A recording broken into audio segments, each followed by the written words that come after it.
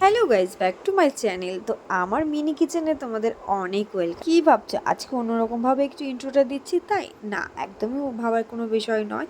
আজকে একটু ইচ্ছা হলো এইভাবে বলতে, তাই বললাম। তো চলো আজকে আগে আমার ইন্ট্রোটা দিই নি। Hello guys, back to my channel Nilima লাইফস্টাইলে তোমাদের অনেক ওয়েলকাম। তো দেখতেই পাচ্ছ ঘরটাকে আমি একটু পুজো দিয়ে নিয়েছি। অ্যাকচুয়ালি ঘর না, এটা একটা উনুন আমিই করেছি বাড়িতে। তোমরা এর আগের ব্লগে দেখতেই পেয়েছিলে যে আমি একটা ছোট্ট মিনি কড়াই নিয়েছি, আর এই খুন্তিটা আমার বাড়িতে আগেই ছিল, এটা ঐশ্বর্যর ছিল। তো আজকে ভাবলাম এই কড়াইতে আর এই উনুনে আজকে কিছু রান্না করবো। তো সেই জন্য ছাদ থেকে গিয়ে পাতা কুড়িয়ে নিয়ে এসেছিলাম, কিছুটা ডালপালা ছিল গাছে, সেই ডালপালাও নিয়ে এলাম, আর মানুর কিছু খেলনা বাটিগুলো একটু জোগাড় করে সাজিয়ে নিলাম। আর এই দেখো আমি জাল দেওয়াও শুরু করেছি।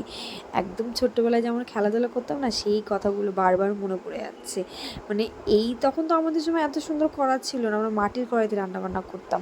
কিন্তু এখন তো দুনিয়াটা অনেক আপডেট হয়ে গেছে, অনেক রকম হয়ে গেছে, তো অনেক কিছু পাওয়াও যায়। তো ছোটো মিনি কড়াইতে আগে একটু জল দিয়ে একটু গরম করে নিচ্ছি, জলটা কড়াইতে দুধ গুলাবো। আর প্রথম যখন রান্না করছি নতুন কড়াইতে নতুন উনুনে, তো প্রথমে আজকে বলবো মিষ্টি জিনিসই রান্না করব।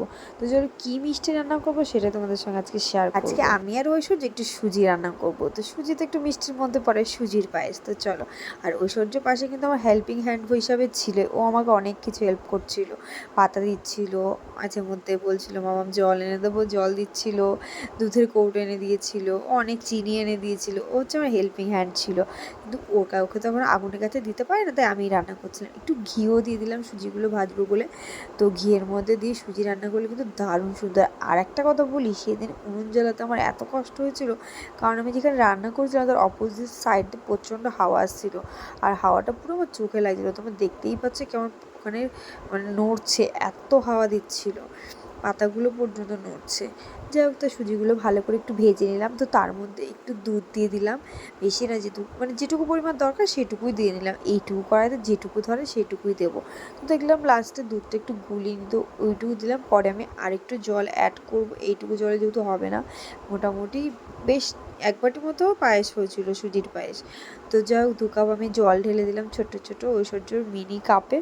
তো এইবার ভালো করে নাড়তে থাকবো আর জাল দিতে থাকবো। মনে হচ্ছে না বন্ধুরা সেই ছোট্টোবেলাটা তোমাদের কাছে ফিরে এলো? আমার এরকম ছোটোবেলায় মনে আছে কে কে এরকম খেলাধুলা করতে? আমরাও কিন্তু পুতুল নিয়ে এরকম খেলাধুলা করতাম, আর মায়ের তেল নুন মশলাপাতি গাছের পাতাপুতি কেটে এনে সেগুলো দিয়ে রান্না করে করে মিছিমিছি খেলা করতাম।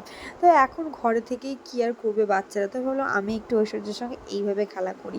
তো যাই হোক, এই দেখো আমার সুজি রেডি। এবারে এগুলোকে আমি বাটিতে ঢেলে নেবো। আর দেখো কি সুন্দর হয়েছে দেখতে, কিন্তু সত্যি দারুণ হয়েছিল, তেমনি খেতেও দারুণ টেস্ট হয়েছিল।